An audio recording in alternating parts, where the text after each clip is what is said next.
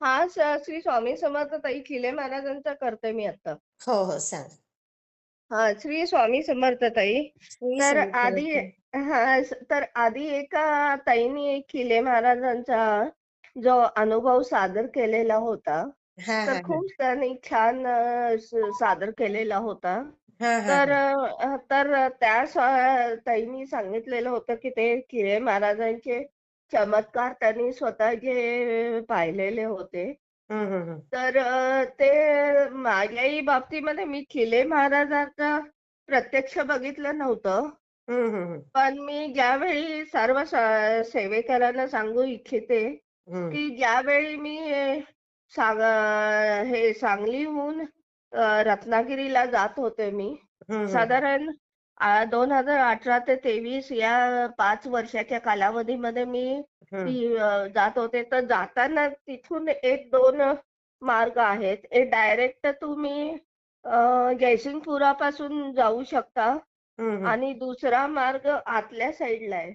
तर आतल्या साईडला आतल्या साईडचा जो मार्ग आहे, हं, हं.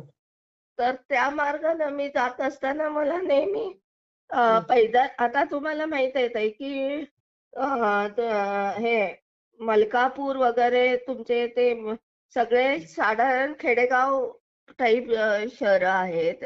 हं, हं, हं. तर तिथून जाताना मला म्हणजे बाहेरच्या साईडला एक हं. सुंदर असं हे दिसलं काय हं, हं. कासवाचं एक हे म्हणजे मॉन्युमेंट दिसलं. हं, हं. तर मग ते 2-3 वेळा मी ते मॉन्युमेंट बघितलं. मी विचार केला, हं.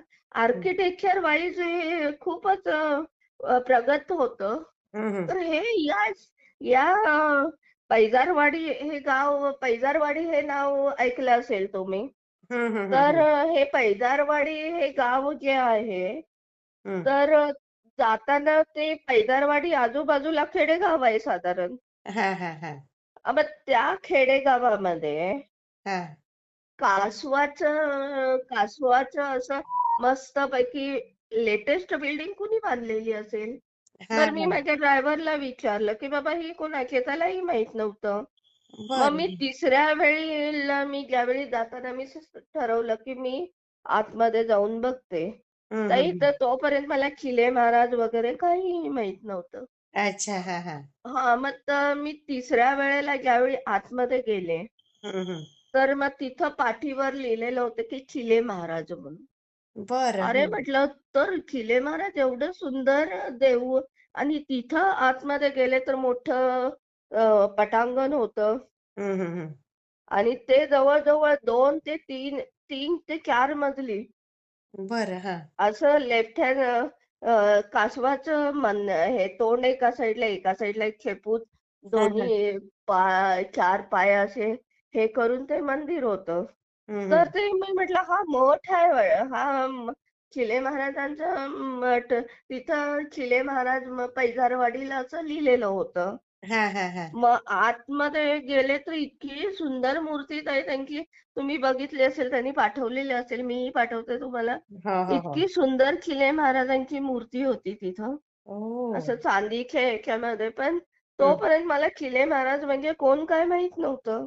अच्छा. हां, हां. मी सगळ्यांनाच म्हणते. तर वरती अशी मूर्ती होती ती छानपैकी हं. असं आणि दत्त त्यांच्या याच्यावर चिले महाराजांची मूर्ती होती आणि हं. खालच्या साईडला त्यांचं म्हणजे खाली त्यांचं मेडिटेशन सेंटर वगैरे आहे. अच्छा, अच्छा. तर हां, मग हां. ते मी त्या याची आणि इतकी सुंदर वातानुकूलित ती हं. देऊळ आहे ताई त्यांचं सांगू आणि हो. नंतर तिथं मला ते पुजारी भेटले.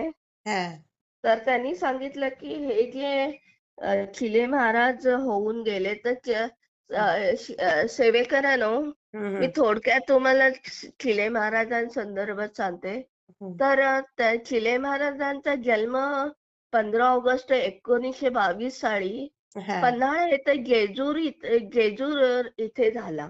अच्छा. हां. आणि त्यांचे बरं गुरु जे आहेत ते पहिले गराडे महाराज होते, नंतर सिद्धेश्वर महाराज. हां, आता हां. तुम्हाला माहित आहे जे लोक हे अ, याला तुमचं बेळगावला माऊली हे आईंचं करतात बघा, कुठल्या त्या आई आहेत की हा हा त्या हा हा, बरोबर. हा काय त्या आईंचं करतात. त्यांचे गुरु सिद्धेश्वर महाराज होते ना, हा तेच हा. यांचे गुरु सिद्धेश्वर महाराज आहेत.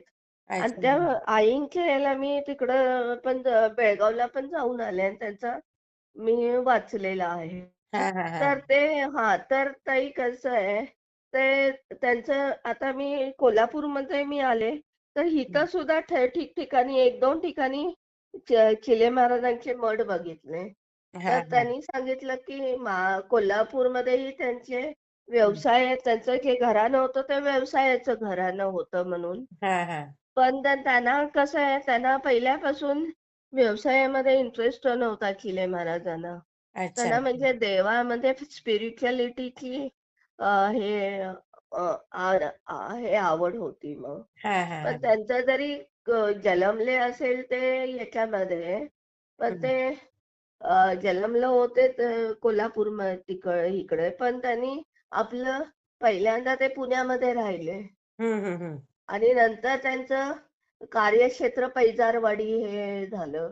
अच्छा अच्छा. म्हणजे मग ते कसं झालं पहिल्यापासून ते इतके आपल्या दत्तात्रयाच्या ह्याच्यामध्ये नामस्मरणामध्ये हा हे रमून जायचे हा हा. की त्यांनामध्ये म्हणजे लहानपणापासूनच ते इतके रमून जायचे की त्यांना अन्न पाण्याची कशाची हम्म बरं शुद्ध नसायची. त्यांना हे करायचे म्हणजे उपवास 10-10, 12-12 बरं हेच असा उपवास धरायचा. आणि हम्म. ते नेहमी म्हणायचे की मीच ब्रह्म आहे आणि ते ओ. म्हणायचे की मी दत्त महाराज आहे. हा म्हणजे तर ते असं वाटायचे खरोखर तसंच ते दत्ताचे अवतार होते. हा आणि त्यांनी बऱ्याचशा भाविकांमध्ये त्यांनी हे केलेलं आहे की बाबा मी तिथं चमत्कार वगैरे त्यांनी केलेले आहेत. हा पण सेवेकरांना आणि प्रत्यक्ष त्यांनी बघितले असतील की हे चमत्कार. पण सेवेकरांना मी सांगू इच्छिते की हा हा. चमत्कार किंवा हे असतात या गोष्टी ठीक आहे, आपण हे सगळं आहे. फक्त हम्म. एवढंच आहे की परमेश्वराला आपण मानलं पाहिजे, कारण शेवटी तोच सगळा दाता, तोच करता, तोच सगळं आहे ते. बरोबर मग बरोबर. त्यामुळे मग त्यांनी दत्तात्रयांच्या ह्याच्यावर दत्तात्रयांचं नामस्मरण सुरू केलं आणि हम्म लोकांचे जे प्रश्न होते हम्म. त्याच्यावर त्यांनी उत्तर देणं सुरू केलं. आणि हम्म. साधारण 1986 साली हा. ते पैजारवाडी अच्छा. हा इथं त्यांनी समाधी घेतली. हा. तर याच्यामध्ये आता दुसरी गोष्ट, हे जे पैजारवेळी आहे ते तुम्ही हम्म. कोल्हापुराहून जाताना पन्हाळ्याच्या पायथ्याशी आहे ते. अच्छा. हा हा हा. आणि दुसरी गोष्ट त्यांनी का ते त्यांनी बरं जे देऊळ देऊळ बांधलेलं आहे हम्म. ते कासवाच्या पद्धतीचं देऊळ बांधलेलं आहे. म्हणजे कासवाच्या जवळजवळ तीन मजली आहे. आणि दुसरी गोष्ट हे देऊळ आणि सगळीकडे सगळ्या बाजूने ते ओपन आहे ओ. आणि तिथं व्हेंटिलेशन वगैरे एक नंबर. बर तुम्हाला सांगू शकते सेवेकरांनो, तुम्ही जर गेलात त्या रोडला तर त्या याला देवळाला कृपया भेट द्या. कारण हम्म. कशासाठी माहित आहे, टेक्नॉलॉजिकली हा हा. ते नुसतं त्यांनी आपल्या, आता आपण देऊळ कसं भिंती असतात आणि वरती घुमट असतं असं नाहीये. अच्छा मग. ते देऊळ जे आहे ते टेक्नॉलॉजीचा खूप खूप सुंदर संगम आहे. ओ. ताई आणि मला त्या अनुभव खूप आहे बरं का, ते टेक्नॉलॉजीच्या दिव्यात पण वेगवेगळे संगमाला असे फुलं तिकडं यायचे संकेत. हां. अमेरिकेच्या हा, बरं वेगवेगळे यायचे असे. युनिव्हर्सिटीचे मला हं, आता हं. माहित आहे खूप छान ताई. मी शेअर करते हां. हॅलो. श्री स्वामी. आलेली किती ताई त्यांनी आवाज आला नाही. आर्किटेक्चर. आवाज गेला होता. काय म्हणालात तुम्ही? नाही नाही आता टेक्नॉलॉजीचं येतोय, काय? आता येतो. आता येतं म्हणूनच बोलते ना. हा टेक्नॉलॉजीचं काय? हा टेक्नॉलॉजी दृष्ट्या हे इतकं मंदिर साऊंड आहे ताई हो. की अमेरिकेतल्या मिशिगन का याचे मिशिगन का हा. टेक्सास युनिव्हर्सिटीची लोक आलेली खास या देवळाचा स्टडी करायला. ओ. आणि त्यांनी सगळ्या दृष्टीने ते देऊळ ती इमारत पाहिली आणि हम्म. त्याला जाताना या इमारतीचं पारितोषिक देऊन गेले माहितीये ताई. वा. हा, ही वा. गोष्ट टेक्नॉलॉजिकली म्हणजे हे जे देऊळ आहे म्हणजे महाराजांचं, चिले महाराजांचं, हा ते हा. टेक्नॉलॉजी प्लस स्पिरिच्युअलिटी याचा सुंदर संगम आहे. वा. आणि आपल्या नेहमीच्या देवळासारखं नाहीये ते ताई. मग. खूपच सुंदर आहे ते. मी तुम्हाला फोटो पाठवीन त्याची. हा आणि हा. इतकं गेल्यावर सगळ्या आतमध्ये गेलं ना जरी तर हम्म. सगळ्या बाजूनं असं वरती असं मध्ये किले महाराजांची मूर्ती आहे अशी म्हणजे साधारण चंदेरी टाईपची व्हाईट कलरची मूर्ती आहे ती अच्छा. बसलेली. आणि आजूबाजूला इतका पांढरा त्यांनी सबंध बॅकग्राऊंड ठेवलेला आहे. ओ. इतकं मन प्रसन्न होते माहितीये ताई. अरे वा, किती हा, छान. आणि दुसरी गोष्ट हम्म. खिले महाराजांना ना हम्म. अ, अ, हा अ, काय. 2 मिनिटं. हा.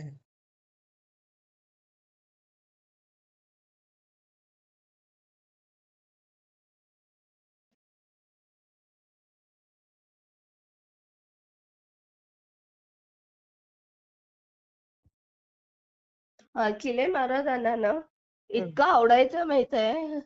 हम्म. हा, हे टॉर्टाई म्हणजे त्यांनी तुम्हाला माहित आहे ताई हम्म. की जे लोक प्रसिद्ध म्हणजे पूर्वीचे आता याच्या विष्णूच्या जर मंदिरामध्ये आपण गेलो हम्म. तर विष्णूच्या मंदिरामध्ये आपण ज्यावेळी प्रवेश करतो त्यावेळी पहिल्यांदा आपल्याला काय दिसतं? कासव दिसतं ना.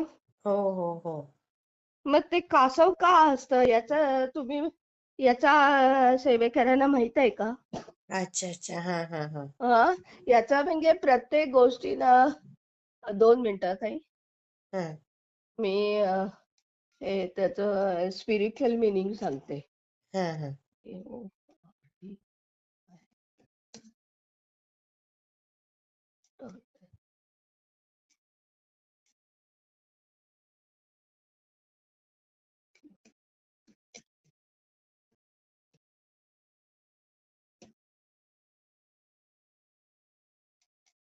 बरं ताई, हम्म. तर सगळ्या सेवेकरांना सांगू इच्छिते हा की श्रीकृष्ण हे विष्णूच्या मंदिरामध्ये गेलं हा.